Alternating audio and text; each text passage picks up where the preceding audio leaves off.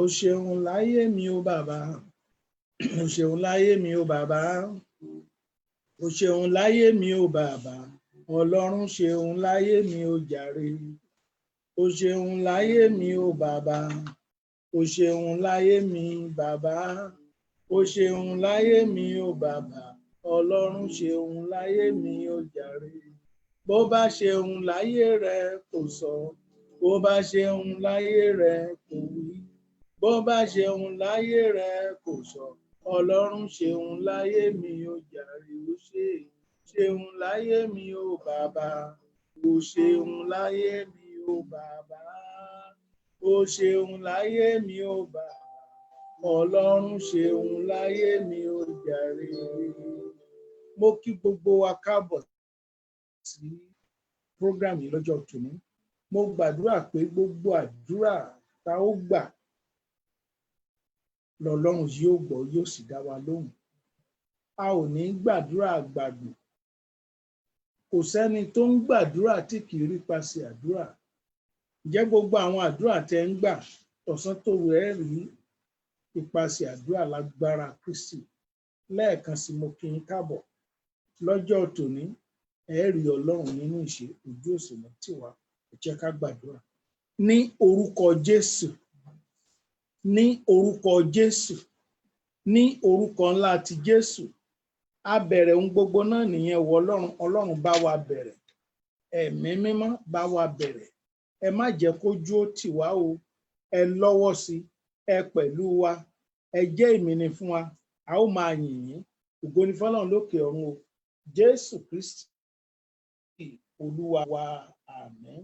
Hymn 383, 383. Ẹnìkan bẹ tó fẹ́ràn wa, ó fẹ́ wa. Ìfẹ́ rẹ̀ ju ti iye kan lọ, ó fẹ́ wa. Ọ̀rẹ́ ayé ń kọ̀ wá sílẹ̀, bóni dùn ọ̀la lè korò, ṣùgbọ́n ọ̀rẹ́ yìí kì í tan ni, ó fẹ́ wa. Ọ̀rẹ́ kan sì ń bẹ tí ó fara mọ́ni ju arákùnrin lọ.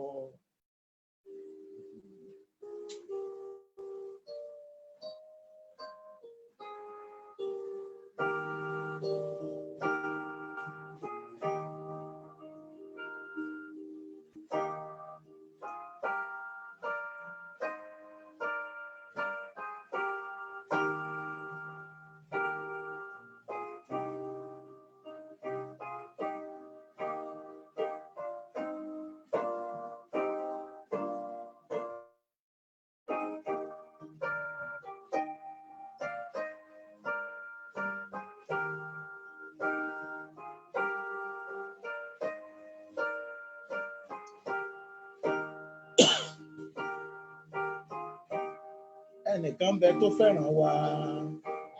Ẹnìkan bẹ tó fẹ́ràn wa, a ó fẹ́ wa. Ìfẹ́ rẹ̀ ju ti ẹ̀kan lọ, a ó fẹ́ wa. Ọ̀rẹ́ ayé wá sílẹ̀, bóni dùn ọ̀la lè korò, ṣùgbọ́n ọ̀rẹ́ yìí kì í tán ni, a ó fẹ́ wa.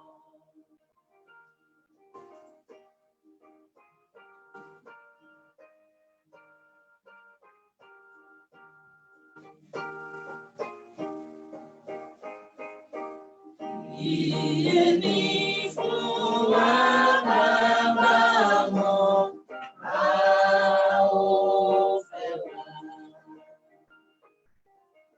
Bó bá ti jẹ́ ní gbèsè tó, a ó fẹ́ wa.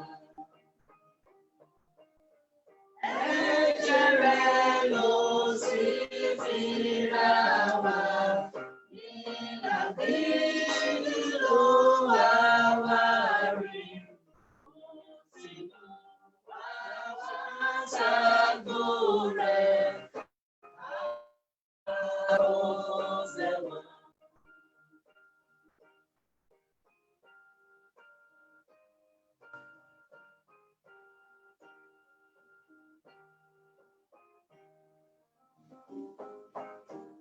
Ọ̀rẹ́ òdodo ni Jésù, a ó fẹ́ wá. Ó fẹ́ láti máa bùkún wa, a ó fẹ́ wá. Ọkàn wa fẹ́ gbọ́ ohùn rẹ̀, ọkàn wa fẹ́ láti súnmọ́, ọ̀nà kò sí ní tàn wá jẹ, a ó fẹ́ wá.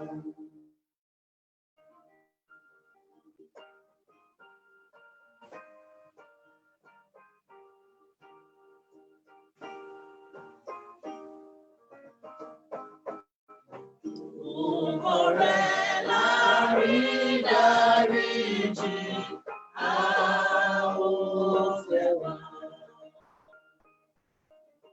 Olùlé ọ̀tá wa sẹ́yìn, a ó fẹ́ wá. Ó pèsè gbogbo fún wa, ire la ó máa rí títí. Òun fi mú wa lọ sógo.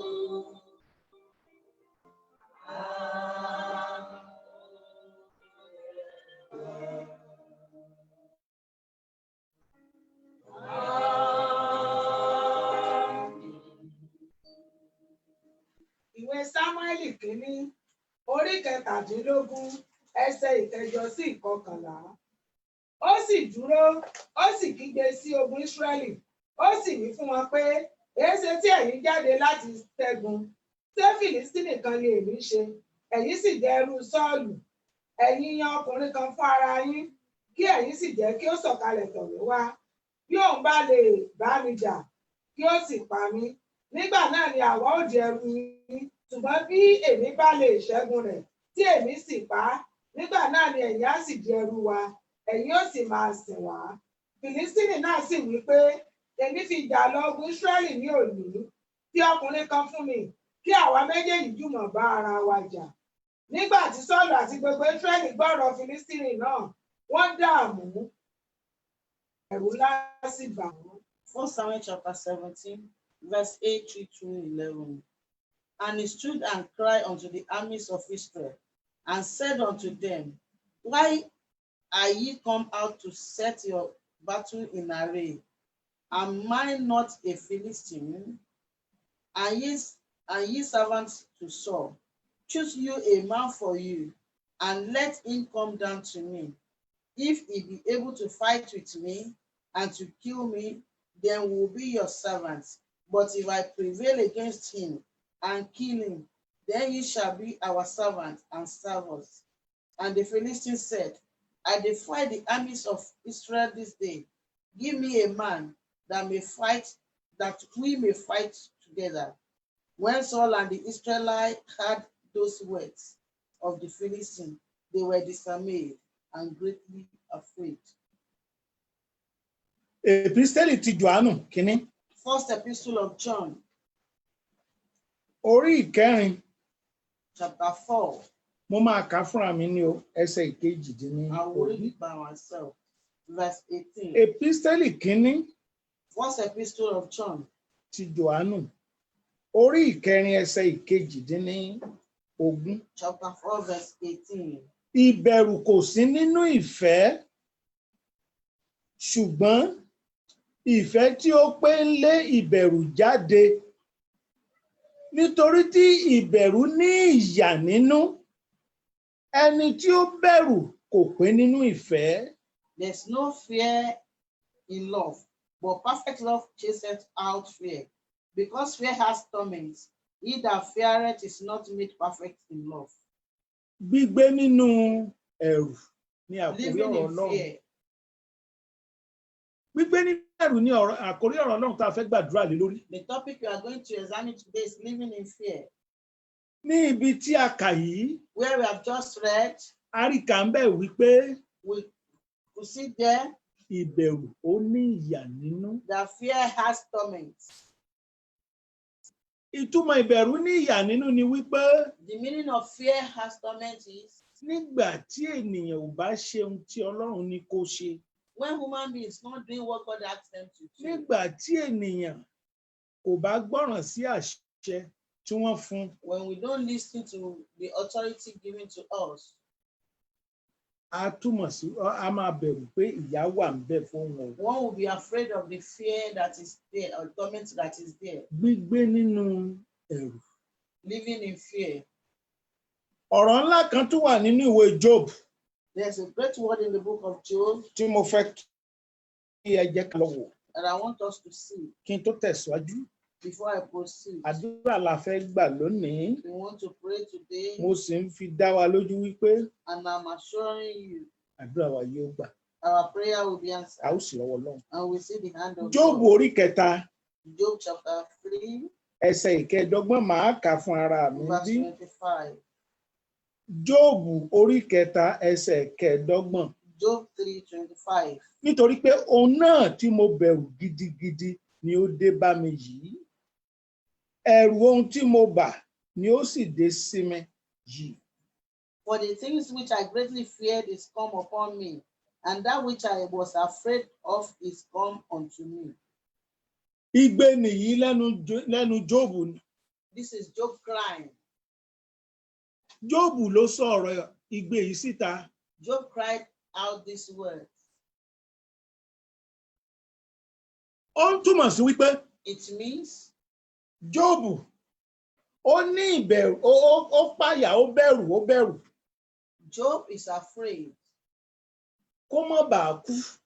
because he doesn't want to die. Ó ń pa òfin kan mọ́. He was keeping a certain law Káwọn ọmọ ẹ̀ má bàa kú. for his children not to die. Ó ń ṣe àwọn nǹkan kan He pẹ̀lú. was doing some things for them Torí iṣẹ́ rẹ̀ kó má bàa bàjẹ́. because he doesn't want his work to spoil.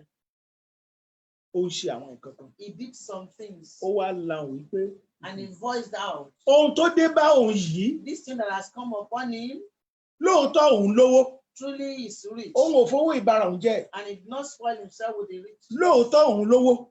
because he's rich. Ṣùgbọ́n òun ṣe ààbò gbogbo ohun tó bá yẹ kóun ṣe lòun He ṣe. did all that he's supposed to Òun do, sì bẹ̀rù ibi yìí. and he was afraid of Ah. this evil Àfìgbà tí ibi iṣẹ́ àpàpà bá òun. until the evil came upon him. Arákùnrin àti arábìnrin. Brothers and sisters, Bẹ́ẹ̀ lọ̀rọ̀ Ọlọ́run méjèèjì tí a kà í ṣe so jáde is the sí. word of God that we read. Kí ló ń bẹ̀rù lé lórí? What are you afraid of? Kí ló ń bà ọ́ lẹ́rù? Why are you afraid? Má bẹ̀rẹ̀ bẹ́ẹ̀ kí ló ń bẹ̀rù lé lórí? What are you afraid of? Kí ló wá ń bà ọ́ lẹ́rù? What is it that terrifies you? Kí ló ṣe tó fi ń bẹ̀rù? What did you do that you are afraid of? Tí o bá ti lè jókòó kó analyze ọ̀rọ̀ If you mẹ́tẹ̀ẹ̀ta can sit yìí, down and analyze the three words, wàá lè mọ̀ bóyá inú ẹ̀rù ló ń gbé. you will know that maybe you are living in fear. Ṣùgbọ́n má gbàgbé lónìí But wípé don't forget today, ohun tó burú jù lọ fún ènìyàn ni the wípé worst thing for human being kó máa gbé nínú ẹ̀rù. is to live in fear. Ẹni bá ń gbé nínú ẹ̀rù, Anyone living in fear, ohun púpọ̀ lè ṣẹlẹ̀. a lot may happen to him. Ẹ gbọ́ èdè tí Jóòbù pè. Hear what Job Ó ní said. ẹ̀rù ohun tí mo bà gidigidi. He said, what I'm really afraid of, Èmi àti ẹ̀yin lónìí, I and you today, à ń bẹ̀rù kán má pa wá sílé. we are afraid that they will not kill us. La ṣe ń ṣe security. That is why we have our security. À ń bẹ̀rù pé We are afraid kí àìsàn tó ń káàkiri kó má mú wa. that this pandemic will not kill us. La ṣe ń bomú. That is why we are covering La our ṣe ń bo nose. ọwọ́. We are washing our hands. La ṣe ń kíp ara wa. And we are keeping ourselves safe. Má gbàgbé o, Don't forget, gbígbé nínú ìbẹ̀rù living in fear ohun tó léwu gidigidi. is very dangerous. Gbígbé nínú ẹ̀rù Living in fear ohun tó burú ni. is very dangerous. Ìbẹ̀rù kẹ̀dẹ̀ ni ó ní ìyà nínú. And the fear we're talking about, Gẹ́gẹ́ has, bí ìwé ìpínsẹ́lì Jòhánù ṣe wí. according to the Epistle of John, Okay. Nínú ìwé Hébérù orí kejì ẹsẹ̀ kẹẹ̀ẹ́dógún. in Hebrews chapter 2, verse 15. Hébérù orí kejì ẹsẹ̀ kẹẹ̀ẹ́dógún. Hebrews 2, ó sì lè gba gbogbo àwọn tó ti torí ìbẹ̀rù ikú wà lábẹ́ ìdè lọ́jọ́ ayé wọn gbogbo.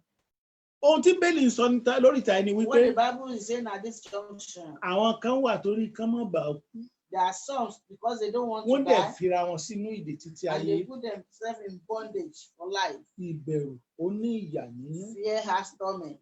Ẹlòmíì wà There are some, kó mọ̀ bá kú, for him not to die, ó lọ join ẹgbẹ́ ayé. join the worldly group. Nígbà tó join ẹgbẹ́ ayé tán, When they join occultic, wọ́n ní arákùnrin and they say, brother, ṣe ṣàṣọ pé ò ní kú. you say you don't want Ó to dá die, ó gbúdọ̀ wọ bàtà tó dá o. you must not put on a fine shoe. Ẹlòmíì wà There are some, nígbà tó join ẹgbẹ́ ayé tán, after joining the kó mọ̀ occultic, bá kú. because they don't want to die, Wọ́n ní ṣe ni kó máa dirun ẹ̀ ọkùnrin wọ́n ní kó máa ṣe mọ́ ẹ̀bí inú obìnrin.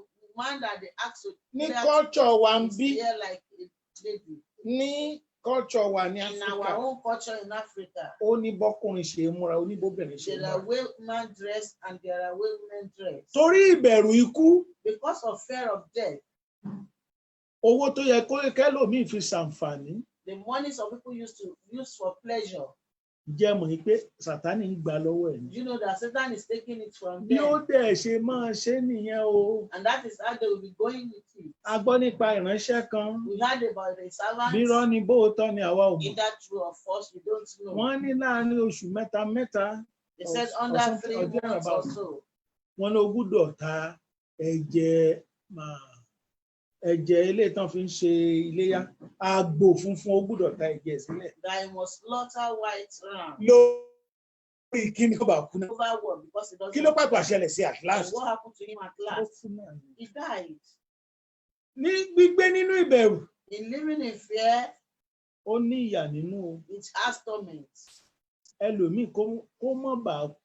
For some not to die. Ẹlòmíì mo máa rá àwọn ọmọ kan gbà mí. I used to see some children at times. Àwọn kíní àgbélébù kéékèèké yẹn, The small cross, wọ́n á so mọ́rùn wọn kiri. they will tie it on their head. Wọ́n á nítorí pé their ká má head, bàa kú náà ni. so that they will not die. So láàárín àwọn ẹgbẹ́ wọn, Or among their colleagues, wọn ò ní lè ṣe orílẹ̀. they will not be able to. Arákùnrin remove àti their- arábìnrin, ìdè tó wà nínú ẹ̀, Brothers and sisters, the mo bondage you gbàdúrà are fún ọ in, lónìí wípé I pray for you ìdè today. yẹn á já. Amen. I pray that the bondage will break loose. Ànítorí kẹ́lòmíì má bàa kú, For some to die, tí ayérayé dẹ̀ fira ẹ̀ sínú ìdè. forever they put themselves in bondage. Lágbára Kristi, By the power of Christ, a ó bọ̀ nínú eléyìí. we shall be delivered from this. Ìgbà ẹlòmíì wà, There are some, wàhálà tó ní, the problem torí they pé ó ń gbé have, nínú ìbẹ̀rù. because they are living in fear, Ìbẹ̀rù pé nǹkan tí mo ní dání kó má bàa bàjẹ́ ni o, kó má bàa bàjẹ́ ni o. they are afraid that when they have, they don't want it to Ẹ̀ṣẹ̀ jẹ́ get kí n dínú. spoiled. Let me Ǹjẹ́ ẹ hold mọ̀ on to wípé it. kò ní kúrò níbi tó wà? You know, it will remain in the force. Ìbẹ̀rù ni ò jẹ́ kẹ́lòmíì ó tó tẹ̀síwájú sí o. Fear does not allow some people Ìbẹ̀rù ni ò to jẹ́ rest. kẹ́lòmíì ó di ńlá o. Fear does not allow some people to become Wọ́n sọ pé great. kò síṣẹ́ mọ́ ń gbòòrò, He said kò there's síṣẹ́ no mọ́ ń job. gbòòrò.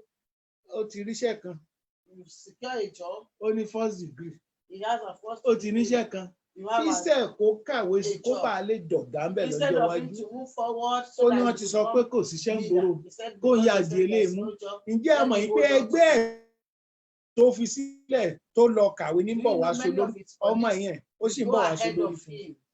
Kí ló mú ìwọ náà mọ́lẹ̀ torí ìbẹ̀rù? What is it that is holding you in a spot because of Kí ló fear? mú ìwọ náà mọ́lẹ̀ torí ní What ìbẹ̀rù? is the thing that is holding you at a Àkókò spot nìyí because of láti fear? ronú sí o. This is the time to think about it. Àní ìbẹ̀rù Fear ó máa ń gba ẹ̀tọ́ kúrò lọ́wọ́ ènìyàn will ni. take one's right from him. Ohun tó o ní ẹ̀tọ́ What sí, you have right to, ohun tó jẹ́ tiẹ̀, what is yours. ṣùgbọ́n torí pé ó ń bẹ̀rù, But because you are wàá sì máa afraid, wò lọ́ọ̀kan báyìí. you'll be looking at it from Ogun ẹ̀rù afar. Ọlọ́run ó ṣẹ̀wọ̀lẹ̀ nínú ayé God wa will give lónìí. us victory over fear today. Wàhálà tó wá wà nínú ẹ̀rù ni pé The problem in fear is, ìjọ mọ̀ pé ẹ̀rù nǹkan tó bá bà náà ní pàpàpà ọ́. do you know that what you are afraid of will still kill Ohun you? tó bá bẹ̀rù lé lórí gan ló The pàpà ń ṣẹlẹ̀ ní. particular thing you are afraid of will Gẹ́gẹ́ bíi happen, ti Jóòbù. like that of Ó ní Job. ohun tó ń bẹ̀rù lé He gidigidi. said what he was very Ó ní terribly special thing afraid. tó máa ń ṣe fọ́mọ rẹ̀. He has special thing that ó is ní doing for special the thing tó children. náà máa ń ṣe He fún ẹ̀. has special thing that is doing for Security himself. lọ́tún lọ́sì. He has security Torí all ẹ̀bùn over. yìí, torí ẹ̀rù yìí náà ni. Just because of this fear. Ṣùgbọ́n ní ọjọ́ tí ẹ̀rù ó dé, But when the fear will come, tí ẹ̀rù ó mú ọkùnrin mẹ́ta the lọ, fear will come upon him. ìjà mọ̀ pé ẹ̀rù ò gbogbo yẹn. You know that fear did not look at Torí ohun all tán those bá things. bẹ̀rù náà ní pàpà. Because whatever they are afraid of will Mo kill gbàdúrà them. fún ọ And lónìí o, I pray for you today. ẹ̀rù ò ní bà ọ́. You will not be afraid. Lórí ìta tó ti ń bẹ̀rù, At the junction where you are afraid, Ọlọ́run fún àyà bá ọ ṣẹ́gun rẹ̀. God himself will give you victory. Mo ní Ọlọ́run fún ara rẹ̀ yóò bá I ọ say ṣẹ́gun God rẹ̀. himself will give you victory. Ẹ̀yin mọ̀ ẹ ti gbà wípé tí ẹ̀rù bá pọ̀ jù You've forgotten that Lára fear ènìyàn. is too much. lára ènìyàn, When one is too very afraid, jẹ́ mọ̀ pé ẹ̀mí ẹ̀ á bọ́. do you know that you may die? Kí lo need What do you need? lélẹ̀ tó fi ń bẹ̀rù yẹn? Why are you afraid? Absolute trust lo need ní fún Ọlọ́run. You need absolute trust in God. Kó o gba Ọlọ́run pátápátá. Accept Jesus completely. Máa gbọ́. Ṣé nǹkan kì í ṣe torí pé o bẹ̀rù ṣùgbọ́n o bẹ̀rù Ọlọ́run ni. Do something not because you are afraid, but because you are afraid of God. You are referencing God. Tó bá jẹ́ pé ohun tó ń ṣe, If what you are doing, ó ń ṣe ní bíbọ̀wọ̀ fún Ọlọ́run, you are doing it ó ń to ṣe ní reference pípa God, àṣẹ Ọlọ́run mọ́, you are doing it to keep the kò sí commandment nǹkan of kan tí ó God, ṣe ọ́. nothing will happen to you. Ó ń ṣe láti pàṣẹ orílẹ̀-èdè mọ́. You are doing it to keep the law of the land. Ẹ wo nǹkan tí ẹlòmíì fi símú yẹn. Yeah, look at what we are using to cover our nose. Ǹjẹ́ mọ̀ pé ẹlòmíì ń ṣe You know, some are doing it torí pé kíjọba má bàa fáìnì ẹ̀ for the government not to find him or her. ó rọrùn. It's very wrong. Àní kò ṣe é Do it torí ohun gbogbo òfin sọ wípé ká ṣe é. because the law says we should do so. Ìyẹn ló lè ràn wá lọ́wọ́. That is what we can help Ọlọ́run ò us. ní fi wá sílẹ̀. God will not forsake Màá us. kàn fi èèyàn bíi méjì mẹ́ta kan hàn wá I will show you two nínú ọ̀rọ̀ Ọlọ́run examples in the word of God tó jẹ́ pé wọ́n risk ẹ̀. that they risk. Wọ́n bá sọ pé wọ́n bẹ̀rù wọ́n bẹ̀rù.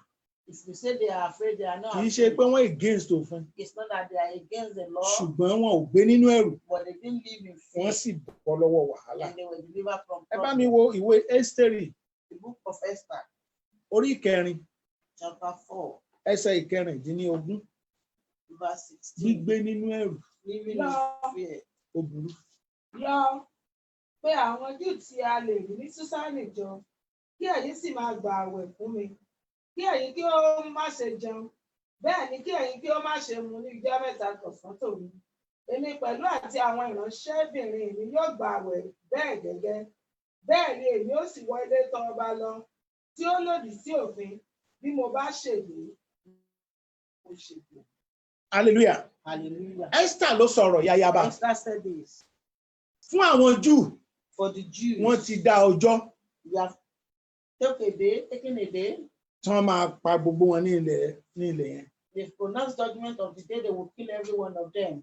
Ohun tí ìwé Ẹ́sítérì dẹ̀ ń sọ nípa ẹ̀ níbí ni pé And what the book of Esther is saying is, ó ní ọjọ́ tí ìyàwó ọba gbọ́dọ̀ rí ọba. there is a day set aside Àfi for tí a ọba king bá to decide see, láti rí. except the king decided to see Ṣùgbọ́n ní her. oríta yìí, But at this tó bá junction, dúró de ọjọ́ náà, if she waits till that day, wọ́n á pa gbogbo wọn. they will kill every one of them. Kò sóhun tó máa wá ṣe ju wípé There's nothing she can do than ó wá ní ìgbàgbọ́ ní Ọlọ́run pé he believing. ṣé ní kẹ́ jẹ́ ká gbàwé àti àdúrà. Let's pray. Tí a bá gbàwé àti àdúrà, If we pray and èmi á fast, yọjú sí. I will go to Tó the bá king. dẹ̀ sọ wípé If he says, mo yọjú sí òun wrong, I come at the tó bá lóun wrong time, fẹ́ gbẹ̀mí mi sókè, if he wants to kill me, á jẹ́ pé mo fẹ̀mí mi rúbọ nìyẹn. that means I sacrifice Ṣùgbọ́n tí ò myself. bá rí bẹ́ẹ̀, Ọlọ́run á gbèjà wà. If it is not so, God will fight for Nígbà us. tí Ọlọ́run ti rí ẹ wo bó ṣe fi sọ́kàn. See how she Ẹ wo puts ohun it tó in ń bẹ her mind. lọ́kàn rẹ̀. Look at what is Pé in her mind. tí ẹ̀mí òun bá gbọ́ òun ò mind. That if she died in the process, Ẹ̀mí she ẹ̀ ò will sì not bọ́ mind. gbọ́ lórúkọ And she Jésù didn't ẹ̀mí die. tiẹ̀ náà ò lè bọ́. In Jesus' name, you will not die. Lágbára Kristi, By the power ó of kúrò Christ, nínú ẹ̀rù you lónìí. will live fear today. Nínú ẹ̀rù tó ń bá ọ nì. Out of that fear, you Ó will be kúrò delivered. nínú ẹ̀rù lónìí. Out of fear, you will be delivered. Gbogbo àwọn agbára tó ń fi ọṣẹ sìn. All the power that is mocking Ojú you, ó ti gbogbo wọn you will be lónìí. put to shame today. Kí èèyàn tó lè kúrò nínú ẹ̀rù, Before we can ó live ní fear, ìdí àwẹ̀ àti you àdúrà. need fasting and prayer. Èèyàn máa ń gbàwẹ̀ àti You àdúrà ni. pray and fast for Ó it. wá gbé ẹsẹ̀ àkíkanjú. And then you take a Lẹ́yìn ìgbà tó bá gbàwẹ̀ àti àdúrà tán, after praying and fasting. tó bá gbé ìgbésẹ̀ If àkíkanjú, you don't take a bold step, kò ní lè work. it will not work. Òun tó bá ti lè gbé gbèsè But akíkanjú. if you can take the Ẹ jẹ́ step ká lọ wo nǹkan tí Bíbélì sọ nínú ìwé Nehemiah orí in the kejì. book of Nehemiah chapter 2. Nehemiah orí kejì. Nehemiah Kí ni 2. ẹsẹ̀ ìkíní dé ìkẹrin wí? Ó sì ṣe kí ó ní oṣù Nísánì ní ogún ọdún Àtẹ́sítátà ọba. Ọtí wáìnì wà níwájú rẹ̀. Mo sì gbé ọtí wáìnì náà mo sì fi fún ọba. Èmi kò sì tí ì fajúro níwájú rẹ̀ rí. Ẹ máa gbọ́ o, ẹ máa gbọ́ nǹkan tó sọ yẹn. Ó gbé ìgbésẹ̀, ó ṣiṣẹ́ rẹ̀ bó ṣe yẹ kó ṣe é. He did his work as he's supposed Then, to do. Kò fa ojú ro níwájú ọba. And he was not frowned. He has never frowned before the Títorí king. pé àṣẹ ni wípé Because it is an authority ènìyàn gbúdọ̀ that bójú jẹ́ níwájú ọba. you must not frown your face before the Àṣẹ king. ilẹ̀ yẹn ni.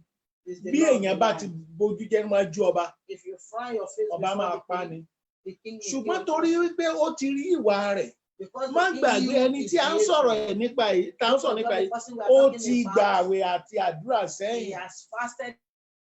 Wọ́n lò gbàgbọ́ ẹ̀gbẹ́ kó lọ gbé ìgbésẹ̀ kankan. Don't just take any step without Ṣé fasting. nǹkan tí Bíbélì wí? Do what the Bible asks Gba you àwẹ̀, to do. gbàdúrà, Fast and pray. gbàdúrà, And gba pray. àwẹ̀. Pray and fast. Wá gbé ìgbésẹ̀ ìgbàgbọ́. Then take the step of faith. Ojú ò ti ọ̀tá rẹ ni. Your enemy will be put Ẹ to shame. tẹ̀síwájú mà. Nítorí náà lọ́ba ṣe wí fún mi pé èṣe tí ojú rẹ̀ fi pààrọ̀. Nígbà tí ò ṣe rí. Ìwọ kò sáì tí ṣàìsàn èyí. Ẹ̀hẹ́n, Èyí kì í ṣe ohun mìíràn bí kò ṣe ìbànújẹ́. ẹ̀hẹ́n. Ẹ̀rù sì bà mí gidigidi. Mo sì wí fún ọba pé kí ọba kí ó pẹ́. Èṣe tí ojú mi kò fi ní pààrọ̀. Nígbà tí ìlú ilé ìbòjì àwọn bàbá mi dahoro tí a sì fi iná sun ilẹ̀kùn rẹ̀. Nígbà náà ni ọba wí fún mi pé ẹ̀bẹ̀ kí ni ìwọ fẹ́ bẹ̀? Bẹ́ẹ̀ ni mo gbàdúrà sí Ọlọ́run. Ohun tí Bíbélì ń sọ lóríta yìí, What the Bible is saying at this junction, ẹ rí mọ̀ pé tí kì í bá ṣe ẹ̀bẹ̀ àdúrà tó ti bẹ àti àwẹ̀. you will know if he has not prayed Ṣe and fasted ṣe ló before. yẹ kí ọba lọ pa. King supposed to Ẹrú kill ló bọ́ bá sọ̀rọ̀ bí him. eléyìí. The slave was talking to the king like this. Ẹrú níbi tán ti mú kúrò, A slave where he was níbi tán taken, ti lọ kó wá lẹ́rú. where he was taken captive. Ibẹ̀ ló ń sọ fọ́ba kóhun He tó was fẹ́ lọ telling túnṣe. the king that he wants to go and repair. Tí kì í bá ṣe pé àwẹ̀ àti àdúrà tó ti If ṣáájú. not for prayer and fasting, that he Ọba has lè rò ó observed pé before, ìwọ fẹ́ padà sílùú yín kọ́. the king may think you want to go back to Ó your fẹ́ town. ó fẹ́ gbógun ti ìjọba mi. You want to wage war against my Wọ́n lè kingdom. pa ìmídélì. He may be Ṣùgbọ́n killed torí immediately. àwẹ̀ àti àdúrà tó ti But ṣáájú. because of the fasting and prayer, Gbígbé he nínú went ẹ̀rù. before, living in fear, Ó máa ń mú wàhálà báni ni o. bring problem to one's life. Gbogbo àwọn tó bá ń gbé nínú ẹ̀rù Everyone that is living in náà fear, máa ń rí wàhálà lórí àjò wọn. they see problem in their life. Ohun tí Ọlọ́run fẹ́ ni wípé What God wants is gbẹ́kẹ̀lé pátápátá. trust in Him absolutely. Tó o bá ti lè gbẹ́kẹ̀lé Ọlọ́run If you can pátápátá, trust God absolutely, òun ni kọ́kọ́rọ́ tó máa ṣí ìgbàgbọ́. it is the key that will open faith. Ìgbẹ́kẹ̀lé Ọlọ́run pátápátá, Your absolute trust in òun God ni is kọ́kọ́rọ́ tó máa ṣí the ìgbàgbọ́ key rẹ. that will open your faith.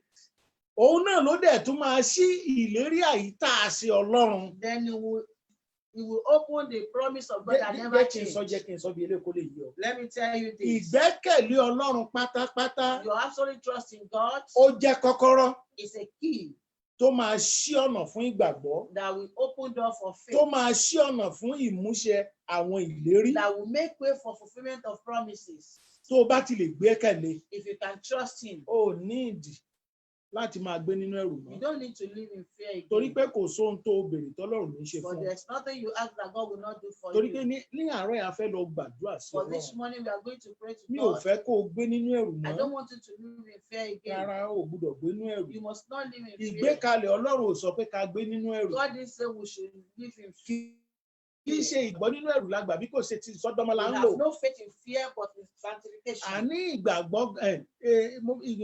ìgbàgbọ́ ìgbé ayé tí a ń gbé nínú ẹ̀rù The faith or the life we are living in fear ó ní wàhálà ló sì ní has ìdààmú. problem and it has torment. Torí ìdí èyí a fẹ́ lọ gbà. Because of this, we are going to pray. Má gbàgbé o, Don't forget, lágbára Kristi by the power kí a of tó Christ, parí àdúrà wa before láàárọ̀. the end of our prayer this O ò morning, ní gbé nínú ìbẹ̀rù you will no mọ́. longer live in fear. Lágbára Kristi By the power of ojú òsì ní Christ, tì ọ́. and you will not be ashamed. Àkọ́kọ́, The first ẹ thing, jẹ́ ká pe orúkọ Jésù ń let's gbàdúrà. call the name of Jesus Olúwa. sometimes. Lord, Fi àṣẹ rẹ sí ahọ́n mi. put your authority in my Àṣẹ mouth. téèyàn fi ń béèrè tó fi ń rí ìdáhùn The àdúrà. authority to act, pray, and act and receive. Àṣẹ tó jẹ́ pé màá béèrè màá sì rí ìdáhùn àdúrà. The authority by which I will act and Fi I will àṣẹ receive ìsí ahọ́n mi answer to lónìí. my prayer. Ó yẹ Put it sọ́dà on àdúrà my ńlá tongue bẹ́ẹ̀. today.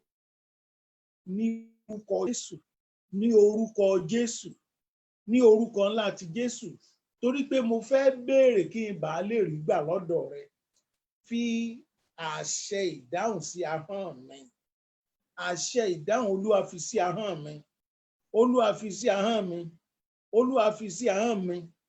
Jésù Kristi Olúwa wa. Wọ́n á sọ fún Ọlọ́run pé mo fẹ́ béèrè báyìí, Ọlọ́run jẹ́ kí n rí gbà.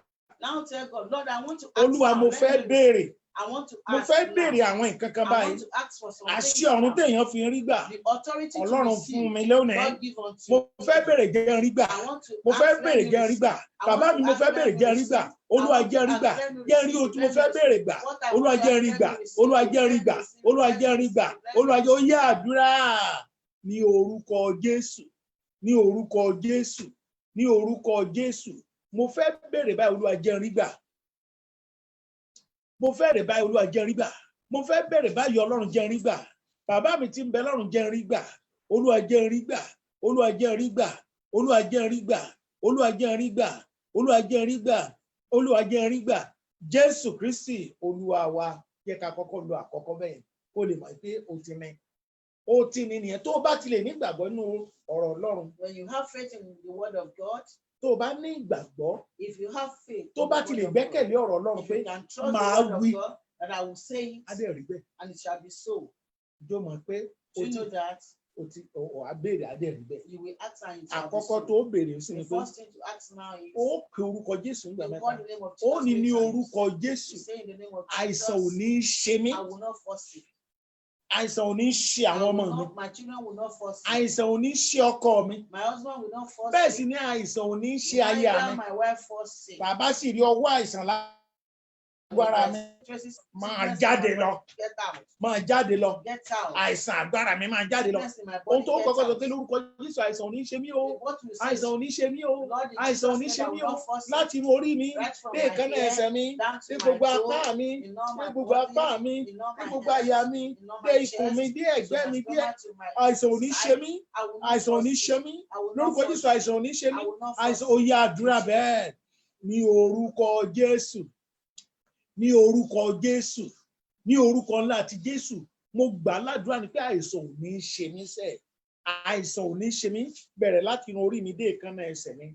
Àìsàn ò ní ṣe mí. Àìsàn ò ní ṣe mí. Lórúkọ Jésù Kristi. Àìsàn ò ní ṣe mí. Ní orúkọ Jésù Kristi. Àìsàn ò ní ṣe mí. Àìsàn ò ní ṣe mí. Àìsàn ò ní ṣe mí. Jésù Kristi Olúwa wa. Àmín. Wá tún sọ fún Ọlọ́run. Now tell the Àìsàn tó wà lára mi kó máa jáde. sickness in my body, get out. Eléyìí tí ò tí wọlé kò gbúdọ̀ wọlé The ní one that ìtumọ̀ is ẹ̀. yet to enter must Eléyìí not tó wà ń bẹ̀ enter. kó jáde ni. The one that is Àìsàn tó ń bẹ lágbo ara mi máa jáde. Sickness in my body, Lórúkọ get Jésù out. máa jáde. Jesus name, Àìsàn get tí ń bẹ out. lágbo ara All mi. diseases in Lórúkọ my Jésù body, máa jáde. get out in Máa Jesus' jáde. name. Àìsàn Get out àgọ́ in ara mi Jesus' máa name. jáde. Diseases in Jáde, my body, jáde, get out, get jáde, out, get jáde, out, get jáde, out, jáde. get out, Ó yá get out. àdúrà ní orúkọ Jésù. Ní orúkọ Jésù. Ní orúkọ ńlá ti Jésù. Àìsàn tí ń bẹ lágbo ara mi ó yá máa jáde. Lórúkọ Jésù máa jáde. Máa jáde. Máa jáde. Máa jáde. Máa jáde. Máa jáde. Lórúkọ Jésù máa jáde. Lórúkọ Ọlọ́run bàbá máa jáde. Lórúkọ Ọlọ́run ọmọ máa jáde. Lórúkọ Ọlọ́run ìmọ̀ máa jáde. Jésù Kristi Olúwa wa. Gbọ́ ohun tí Ọlọ́run ní kí n sọ fún ọ. Hear what the Lord asked me to tell you. Olúwa sọ pé níbi tó wà, The Lord says where you are. ẹlòmíì Some ṣọ́ọ̀bù ẹ̀ ni. is their shop. Ẹlòmíì Some ọ́fíìsì ẹ̀ ni. their office. Ẹlòmíì Some ilé tó ń gbé ni. the house you are living. Ẹlòmíì Some sitting room ẹ̀ ló wà. the sitting room. Ẹlòmíì Some bedroom ẹ̀ ló wà. is in his Ẹlòmíì bedroom. Some kitchen ẹ̀ ló wà. in their kitchen. Gbọ́ nǹkan tí Ọlọ́run ní kí n sọ When fún ọ. you hear what the Lord says, Ó pe orúkọ Jésù. you will call the name of Jesus. Ohun tó ń bẹ ní ilẹ̀ mi. That which is on my land, Ẹ jẹ́ ká pè ní ground. let's call it land. Ohun tí ń bẹ ní ilẹ̀ mi. That which that is on my ground. O lè má ì tí ìralẹ̀ ọ̀rọ̀ ilẹ̀ kankan mú sọ fún You ẹ̀yin. must, you may Ní not have ibi a tó ń land lò sí now, gangan. where A ní you are- Olúwa you sọ are fún mi pé living. ní ibi tó ń lò sí gangan. That where you are living Nǹkan or kan your ń bẹ place ń of bẹ̀ there's tí ń something jà here ológun. that is waging war against you. Òun la fẹ́ dojú àdúrà kọ báyìí. That is what you want to face in Pé prayer. orúkọ Jésù nígbà Call the mẹ́ta. name of Jesus 3 Ohun times. tó ń bẹ ní ilẹ̀ mi That which is on my ground, tí ò fi mí lọ́kàn balẹ̀. that did not give me peace of Ó yá mind.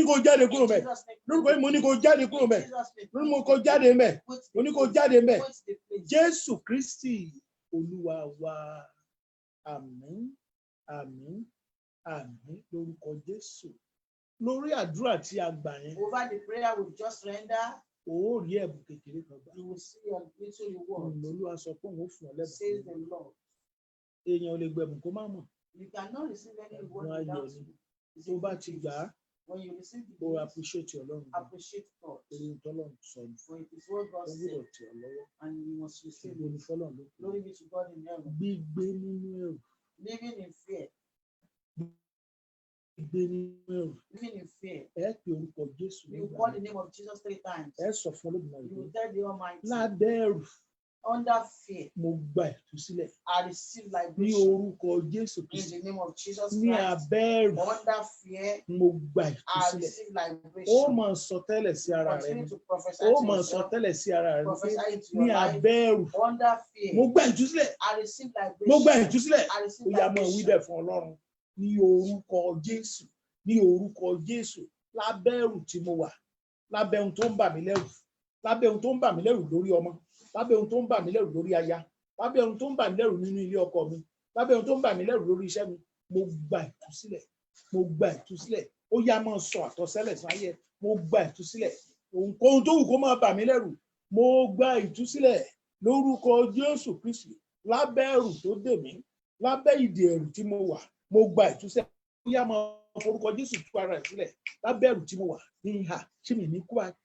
Sọ́mọ mi ò ní kú báyìí? Ṣéṣe ò ní bọ́ lọ́ mi? Ṣọ́kọ mi ò ní fi mí sílẹ̀? Ṣé mo máa sọ pé ó bọ́? Ó yá máa sọ tẹ́lẹ̀ sí ayé. Mo gba ìtúsílẹ̀. Mo gba ìtúsílẹ̀. Mo gba ìtúsílẹ̀. Mo gba ìtúsílẹ̀ lórúkọ Jésù. Mo gba ìtúsílẹ̀. Mo gba ìtúsílẹ̀. Mo gba ìtúsílẹ̀. Mo gba ìtúsílẹ̀. Mo gba ìtúsílẹ̀. Mo gba ìtúsílẹ̀. Mo gba ìtúsílẹ̀. Jésù Kristi Olúwa wa. Àmín. Ọ̀rọ̀ dàbí ọmọléèwé. It's like a student. Ọjọ́ ìdánwò ìtí ìdè kó ṣe ìdánwò. She's yet to sit for exam. Wọn ò tí ì gbé ìdánwò wa kó ṣe o. Exam has not Kò come. tí ì rí question. She has not Gbogbo seen ayé the sì ń exam kàwé fún ìdánwò question. ni. People are reading for exam. Ó ní bóun ṣe ń wo kíní òun ti fẹ́ẹ̀lì He's ọ̀rẹ́dì. afraid and he's saying already he has Ẹ má failed. jẹ́ ǹtàn yìí. Don't let me deceive you. Ó ti ń sọ pé òun fẹ́ẹ̀lì. He's revealed that he Jẹ́ has mọ̀ failed. ó dẹ̀ ti ń rìn fi fẹ́ẹ̀lì. You know that he's Ó dẹ̀ ti ń sọ̀rọ̀ fi fẹ́ẹ̀lì. Ó dẹ̀ ti ń ṣẹ̀ṣẹ̀ ẹni tó fẹ́ẹ̀lì. Ìgbà tí rìsọ́ọ̀tì bá dé náà yóò pàpà fẹ́ẹ̀lì ni. Torí ọ̀rẹ́dì ó ti fẹ́ẹ̀lì. already he has said he has failed. Wọ́n gbèrú ayé bẹ́ẹ̀. Don't live such life. A ní sọ fún Olódùmarè. Tell the Almighty. Ní abẹ́ ìdè ẹ̀rù, Under the bondage of fear, mo gba ìtúsílẹ̀ I lónìí. receive my liberation today. Lábẹ́ ìdè ẹ̀rù tí mo wà lórí ọmọ. Bondage of fear that I'm Lábẹ́ over my ìdè ẹ̀rù tí mo wà under the bondage of fear lórí that iṣẹ́ I'm mi. over my job. Lórúkọ Jésù, In the name mo of gba Jesus, ìtúsílẹ̀. I receive my liberation. Lórúkọ today. Jésù, In Jesus' mo gba name, I ìtúsílẹ̀. receive my liberation. Lórúkọ Jésù, In the name of mo Jesus, gba I ìtúsílẹ̀. receive my Ó yá liberation. àdúrà ní orúkọ Jésù. Ní orúkọ Jésù. Ní orúkọ ńlá ti Jésù. Lábẹ́ ìdè ẹ̀rù tí mo wà. Tọ́kàn mi ò fi balẹ̀ mọ́. Mo gba ìtúsílẹ̀ lónìí. Mo gba ìtúsílẹ̀ lónìí. Mo gba ìtúsílẹ̀ lónìí. Mo gba ìtúsílẹ̀ lónìí. Mo gba ìtúsílẹ̀ lónìí. Jésù Kristi Olúwa wa. Ẹ máa gbọ́rọ̀ ìmọ̀ tí Ọlọ́run ní kí n sọ fún ọ. Hear the word of knowledge that God asked me to tell you. Kó tó di òní, Before today, ẹ̀yin ọkàn tó kàn ẹ́ máa gbọ́ o. you that you are concerned Ó ń with, bẹ̀rù lórí àwọn nǹkan kan. you are afraid over some things. Ẹ̀rù yẹn ti ń jẹ́ kí o ò ní appetite mọ́ láti jẹun. Because of the fear, you don't have appetite. O ò to ní eat. appetite mọ́ láti ṣe bó ti ṣe ń ṣe You don't tẹ́lẹ̀. have appetite Torí pé to tó bá do ṣe as ló you mọ̀ were rántí doing ẹ̀rù before. yẹn. Tó bá ti Whenever ṣe you ló do, mọ̀. you remember Olúwa the ní fear. kí n sọ fún ọ The Lord wípé asked me to ò tell ń you. ṣẹ́gun ẹ̀ fún ọ. He has given you Tó victory pé òun pé over àti it. clear ẹ̀. For it is being clear. Àti clear ẹ̀. It is clear. O ò ní láti bẹ̀rù. You don't need to be afraid. Fọkàn again. balẹ̀. Be rest assured. Ọ̀rọ̀ yẹn ti yanjú. It is settled. Bẹ́ẹ̀ lè lo Ọlọ́run ràn Says the lọ́wọ́. Lord of hosts. Nígbà kan tó kẹ́rin lórí ẹ̀ka tó bọ́ The sórí last àgbà. time before we go Ẹ to kúkọ Jésù call the àmẹ́ta. name of Jesus 3 times. Lábẹ́ ìdè ẹ̀rù tí mo wà Under the bondage of fear that I am. lórí property mi yìí. Over my proxies. Lábẹ́ ìdè ẹ̀rù tí mo wà Under the bondage of fear that I lórí am. ọmọ mi yìí. Over my children. Jésù Jesus, tú mi sílẹ̀. liberate me. Jésù Jesus, tú mi sílẹ̀. liberate me. Ó yá àdúrà ní orúkọ Jésù. Ní orúkọ Bólínà Àìmọ́sẹ̀ Ìyáná Dáìrà Kàbàsáìdà. Wàlímọ́dún Màsáìdà Kàbàhá. Ọlọ́run alágbára gíga lóde ọ̀run tú mi sílẹ̀ lábẹ́ ìdè tí mo wà. Jésù Kristi Olúwa wa. Àmín. Àmín. Àmín. Ẹ lajú kẹ́ wò mí. Open your eyes and look at me. Ẹ̀yin kan ń bẹ tó jẹ́ pé There are some, kò sí iṣẹ́ gidi kan tẹ́ ń ṣe. you don't have a good job. Iṣẹ́ yín ò yó yín. You are not satisfied with your job. It's kó lè wí pé But for you to know agbára Ọlọ́run ń bẹ. that the power of God exists, Ọlọ́run lòun ó yà ọ́ lẹ́nu. God says He will surprise you. Lénìí ló mọ̀ wípé Today you will know that àwọn kan wà tí wọ́n gbé abọ́ ńlá lérí tán ń ta oríṣiríṣi nǹkan.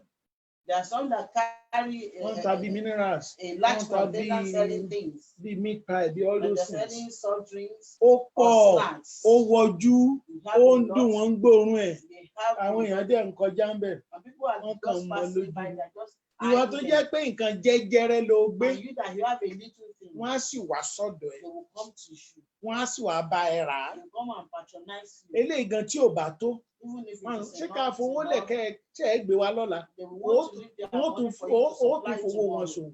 You use their money Ọlọ́run for sọ pé òun fẹ́ this. ṣe bẹ́ẹ̀ fún ọ. God says He wants Pápá to do fẹ́yìn so tó for jẹ́ you, pé especially for kò you sí much. that you don't have much.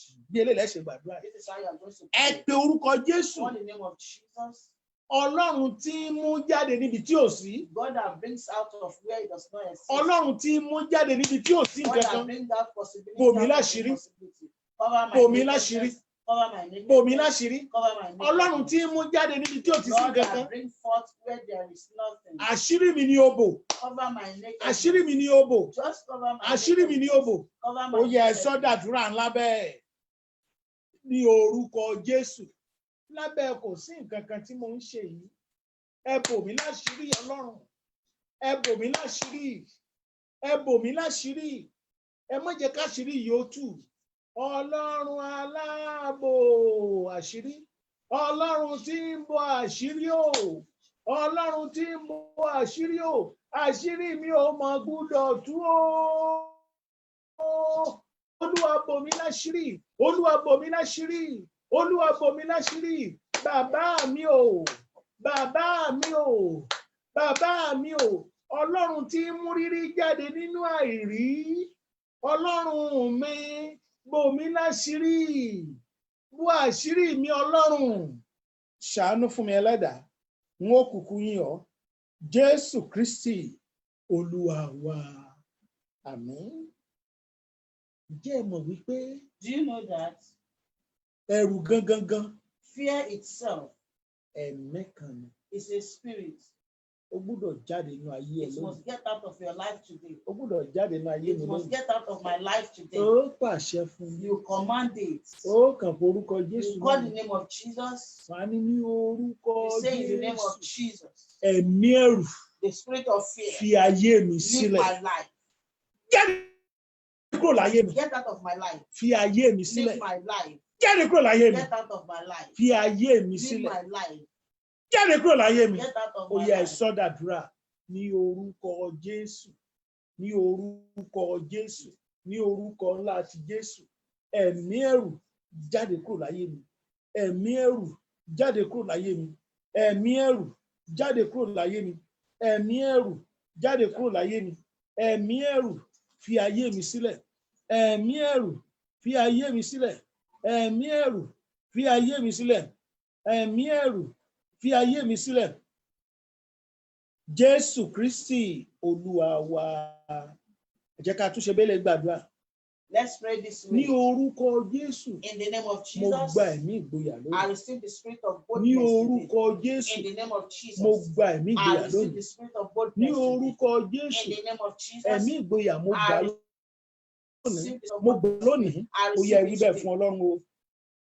Ní orúkọ Jésù, ní orúkọ Jésù, ní orúkọ Jésù, ní orúkọ Jésù, ní orúkọ Jésù, ẹ̀mí ìgboyà mo gbà padà.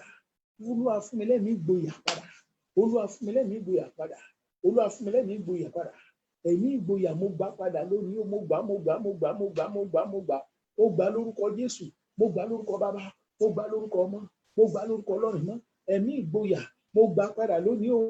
Ẹ̀mí ìgboyà mo gbà padà lónìí o. Ẹ̀mí ìgboyà mo gbà padà lónìí o. Mo gbà padà lónìí o. Mo gbà padà lónìí o. Mo gbà padà.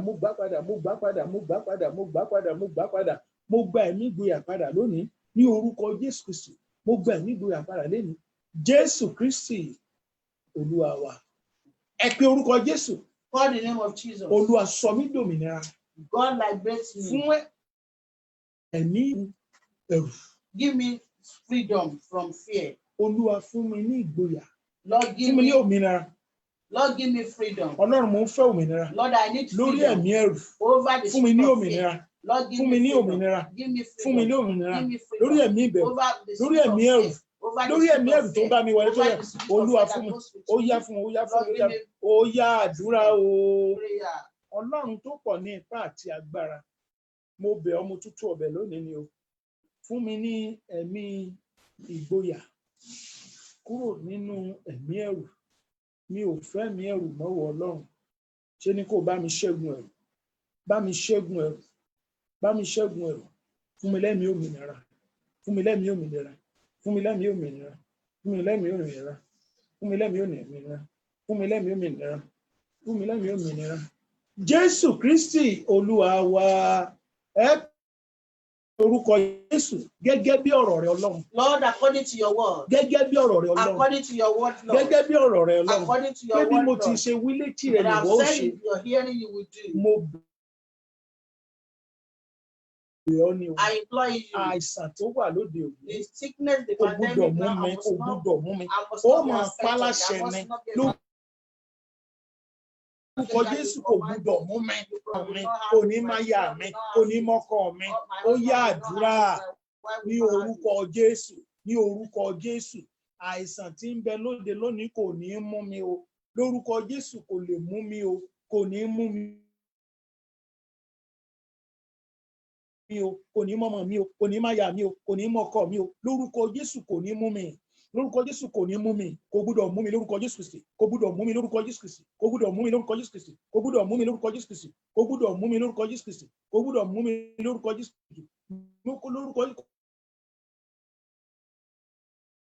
Kò gbúdọ̀ mú mi o. Lórúkọ Jésù kò gbúdọ̀ mú mi o. Jésù Kristi Olúwa wa. Ẹ pe orúkọ Jésù pé lórúkọ Jésù mo bọ́. Mo bọ́ lọ́wọ́ ẹ̀rù. Ó wà máa dárúkọ ẹ̀rù tó bọ́ lọ́wọ́ ẹ̀. Ní orúkọ Jésù mo bọ́ lọ́wọ́ ẹ̀rù. In the name of Jesus, I escape from the spirit of Mo fear. bọ́ lọ́wọ́ ẹ̀rù. I escape. Lórúkọ Jésù Kristi. In Mo Jesus' bọ́ name, lọ́wọ́ ẹ̀rù. I escape from the Mo bọ́ spirit of lọ́wọ́ ẹ̀rù fear. àìsàn. I Mo bọ́ lọ́wọ́ ẹ̀rù I gbèsè. escape from the Mo bọ́ spirit of lọ́wọ́ fear ẹ̀rù of ẹ̀ṣẹ̀. death, Lórúkọ of Jésù death, Kristi. Mo of bọ́ lọ́wọ́ shame. ẹ̀rù. In the Mo wà name máa of dárúkọ Jesus oríṣiríṣi. Christ, Mo I bọ́ lọ́wọ́ ẹ̀rù. escape. Mo I bọ́ lọ́wọ́ escape ẹ̀rù. from the spirit Lórúkọ of fear. Jésù. In Mo the bọ́ name of lọ́wọ́ ẹ̀rù. Jesus, I Lórúkọ escape Ọlọ́run from the Bàbá. spirit of Mo bọ́ fear. lọ́wọ́ ẹ̀rù. In the name of Lórúkọ God the Ọlọ́run Ọmọ. Son, Mo in bọ́ the name of lọ́wọ́ God ẹ̀rù. Lórúkọ Ọlọ́run Father, Ẹ̀mí. the Son, Mo bọ́ and the lọ́wọ́ Holy ẹ̀rù. Spirit. Mo bọ́ lọ́wọ́ I ẹ̀rù. escape. Mo bọ́ lọ́wọ́ I ẹ̀rù. escape Mo from bọ́ the spirit lọ́wọ́ of ẹ̀rù. fear. Mo I bọ́ escape lọ́wọ́ from ẹ̀rù. the spirit Mo of bọ́ fear. lọ́wọ́ ẹ̀rù. I Mo escape bọ́ from the lọ́wọ́ spirit ẹ̀rù. of fear. Mo bọ́ I lọ́wọ́ ẹ̀rù. escape from the Mo bọ́ spirit of lọ́wọ́ fear. ẹ̀rù. I Mo bọ́ lọ́wọ́ escape ẹ̀rù. from the Mo spirit bọ́ of lọ́wọ́ fear. ẹ̀rù. I Mo bọ́ escape. lọ́wọ́ ẹ̀rù. I escape from the Jésù. spirit of fear. Jésù. Jésù. Jesus, Mo bọ́ Jesus, lọ́wọ́ ẹ̀rù Jesus. lónìí o. I escape Mo from bọ́ the lọ́wọ́ spirit ẹ̀rù of fear lónìí o. today. I Mo bọ́ escape lọ́wọ́ ẹ̀rù today. lónìí o. I escape today. Lórúkọ Jésù mo bọ́ In the lọ́wọ́ name ẹ̀rù of lónìí o. Jesus, I escape Mo bọ́ today. lọ́wọ́ ẹ̀rù I lónìí lórúkọ escape Jésù. today. Mo ní mo bọ́ lọ́wọ́ ẹ̀rù I lónìí o. escape today in the Ọlọ́run name Bàbá, of Jesus. Ọlọ́run Ọmọ, God the Father, Ọlọ́run the Ẹ̀mí Son, mímọ́. and the Mo Holy sọ tẹ́lẹ̀ Spirit. sáyé ara I mi. confess Mo it bọ́ in my life. lọ́wọ́ I ẹ̀rù prophesy it in my o. life. Mi ò I'm gbégbé ayé ẹ̀rù mọ́. delivered. I Mi will ò not gbégbé live in ayé fear ẹ̀rù again. mọ́. I'm Mi ò not gbégbé living ayé in ẹ̀rù fear mọ́. again. I Mi ò will not gbégbé live ayé in ẹ̀rù fear mọ́. again. I will Jésù not live in Kristi fear again. Olúwa wa.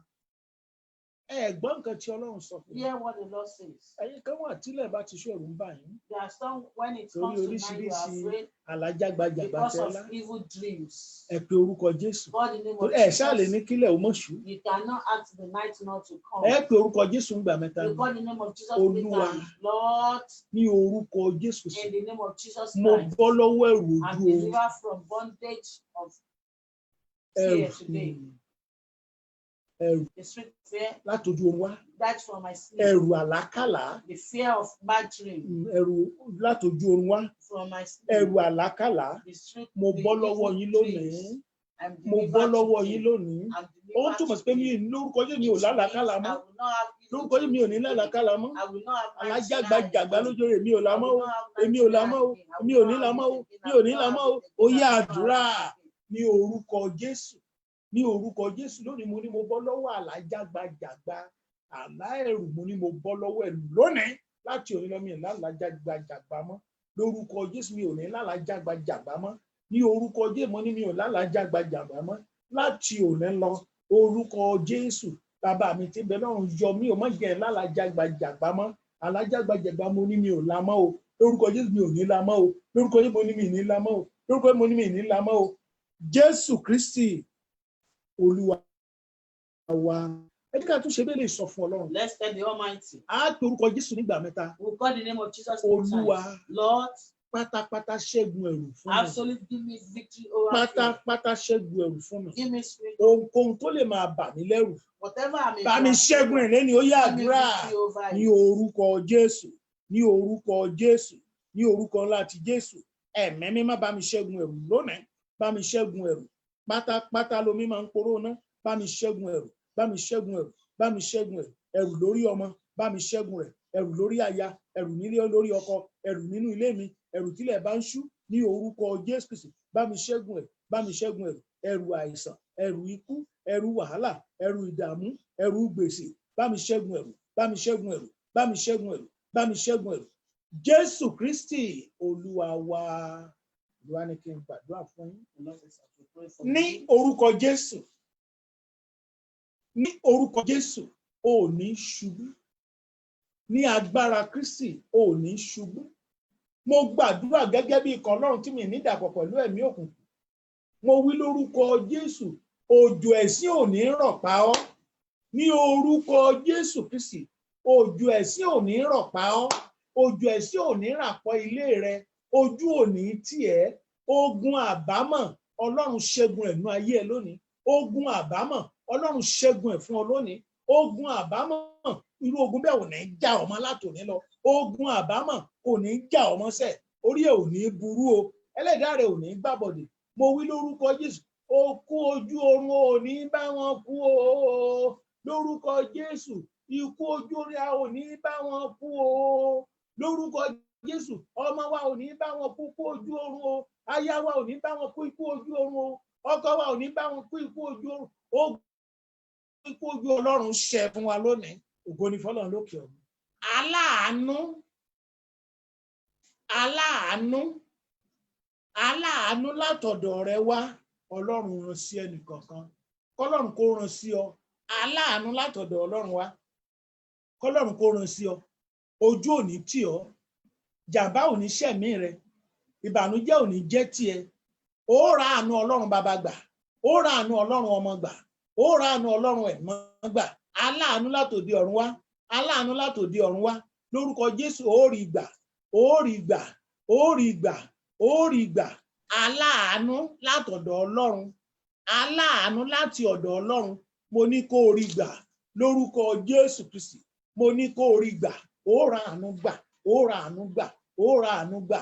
Ó ra àánú gbà. Ó ra àánú gbà. Ojú ò ní tì ọ́. Gbogbo ẹ̀yin ọkàn tẹ́ jẹ gbèsè Ọlọ́run kó bá yín san. Ọlọ́run gbogbo àwọn ọmọ rẹ tó jẹ gbèsè Ọlọ́run kó bá yín san. Ọlọ́run bá wa san o. Ọlọ́run bá wa san o. Ọlọ́run bá wa rí san. Ojú ò sì ní tì ọ́. O ò ní kábàámọ̀. Bànújẹ́ ò ní jẹ́ tiẹ̀. Ògo Ọlọ́run kó dájú ní ayé ẹ. Wà á ní ìtẹ̀síwájú. Wà á pọ̀ sí. Ọkàn rẹ á balẹ̀. Bànújẹ́ ò ní jẹ́ tiẹ̀. Ògo Ọlọ́run kó dájú ní ayé ẹ. Jẹ́ gbogbo àwọn ọkàn tán ran program yìí lọ́wọ́. Ẹ ó máa ní sí o. Ọ̀nà àánú kó máa là fún yín. Ọlọ́run á máa gbé yín ga. Ẹ̀mí mímọ́ á máa gbé yín ga. Bí ẹ ti ṣe ń ti ṣe Ọlọ́run lẹ́yìn yìí, Ọlọ́run á máa fà yín sókè. Ẹ di ńlá. Ayé ò ní ṣẹ̀rù bà yín. Ibẹ̀ ò ní dìbàjẹ́. Ògo Ọlọ́run kó dájú ní ayé yín. Mo wí lórúkọ Jésù Kristi. Gbogbo ẹ̀yin kú pátápátá. Ọlọ́run kó ṣàánú yín. Ẹ ṣàṣeyọrí. Ẹ ṣàṣeyọrí.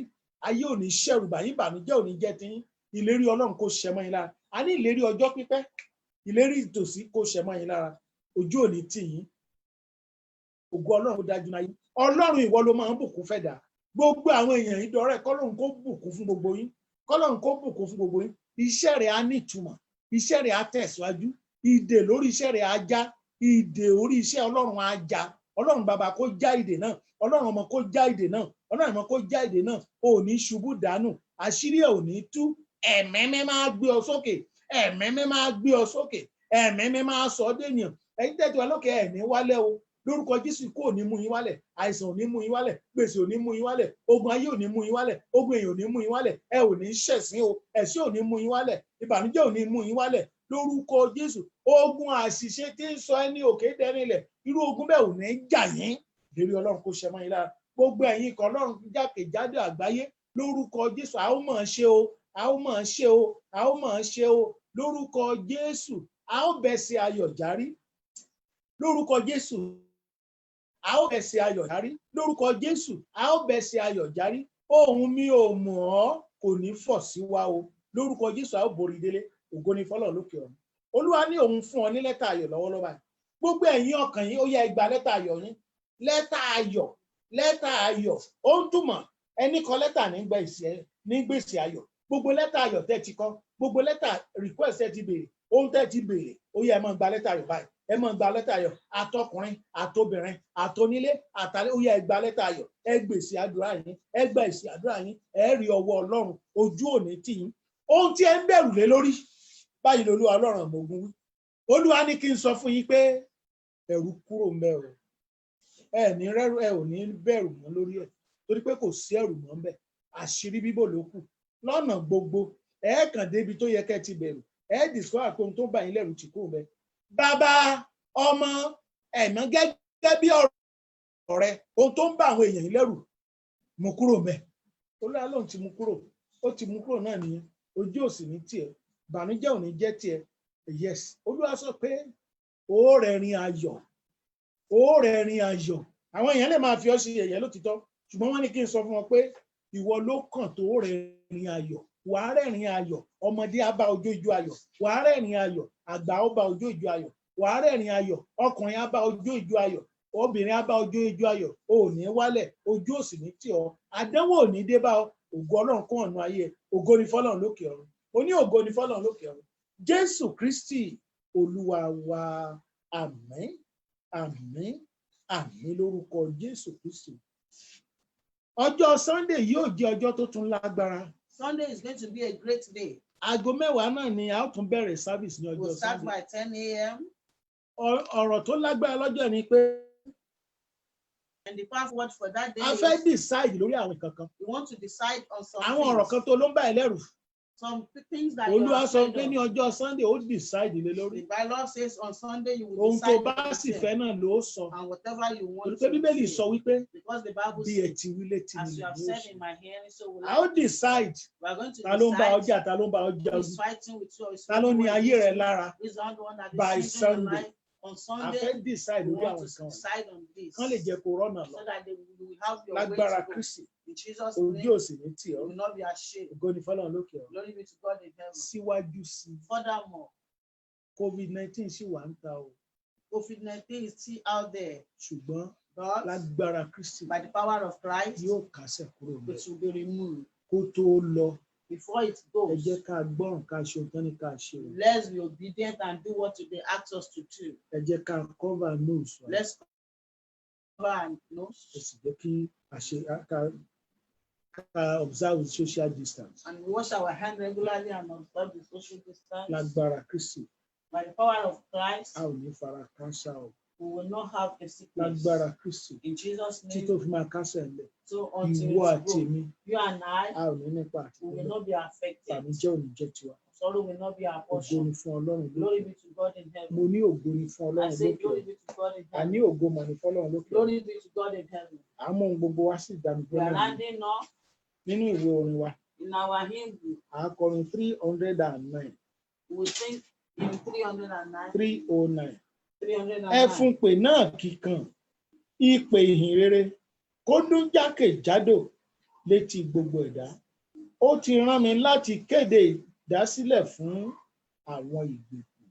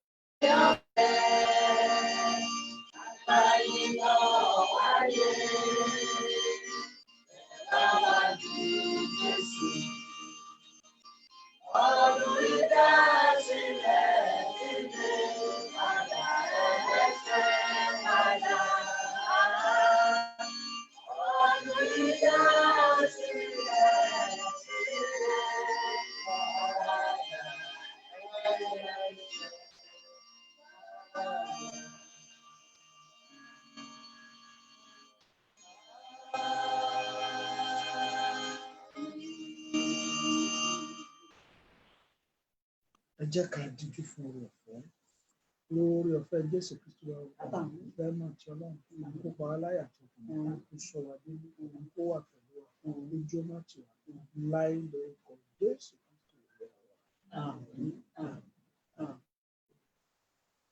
Hallelujah. Hallelujah. Hallelujah.